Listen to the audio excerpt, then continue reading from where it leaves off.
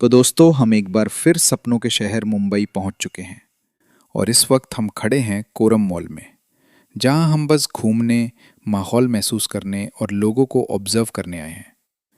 लंबे सफ़र के बाद थकान तो थी, लेकिन मेरा छोटा भाई मुझे सीधे नीचे पार्क में खेलने ले गया।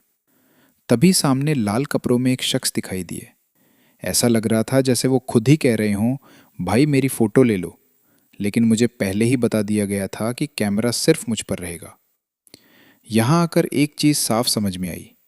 बड़े शहरों की इमारतें सिर्फ ऊंची नहीं होती, उनका अलग ही लेवल होता है। सामने था हीरानंदानी एस्टेट, जहाँ रहना हर किसी के बस की बात नहीं। यहाँ की सिक्योरिटी इतनी टाइट थी कि ज़्यादा देर रुकना पॉसिबल ही नहीं था।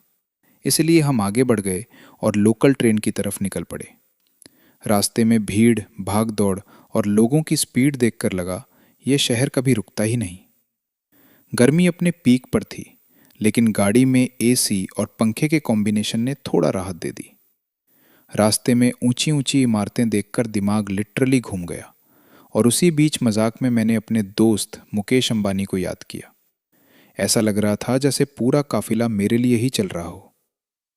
आगे सड़क किनारे कंस्ट्रक्शन चल रहा था, लेकिन उसे इस तरह कवर किया गया था कि पूरा एरिया साफ और व्यवस्थित दिखे।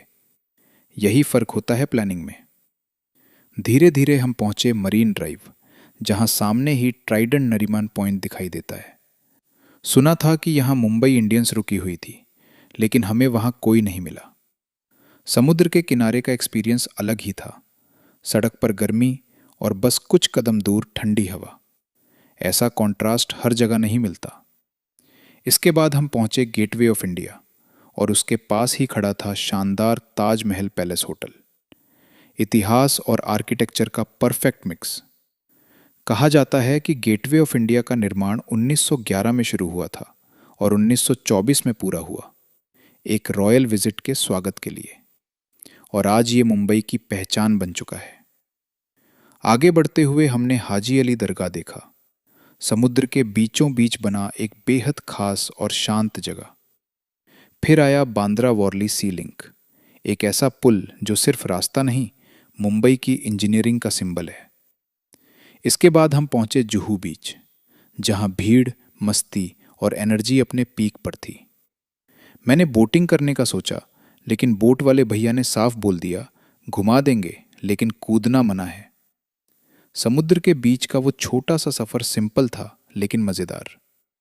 सामने बैठा एक बच्चा थोड़ा डरा हुआ था, लेकिन मेरे लिए वो मोमेंट काफी यादगार बन गया। कुछ समय बाद ऑनेस्टली बोलूं तो इतनी इमारतें देखकर थोड़ा सैचुरेशन आ गया। तो मैंने पापा से कहा कि पास के किसी गांव में चलते हैं। और जैसे ही हम शहर से बाहर निकले, सीन पूरी तरह बदल गया। भीड़ खत्म, शोर खत्म, और चारों तरफ हरियाली, खेत और शांति। वहां का माहौल इतना सुकून भरा था कि कुछ देर के लिए लगा यही असली जिंदगी है।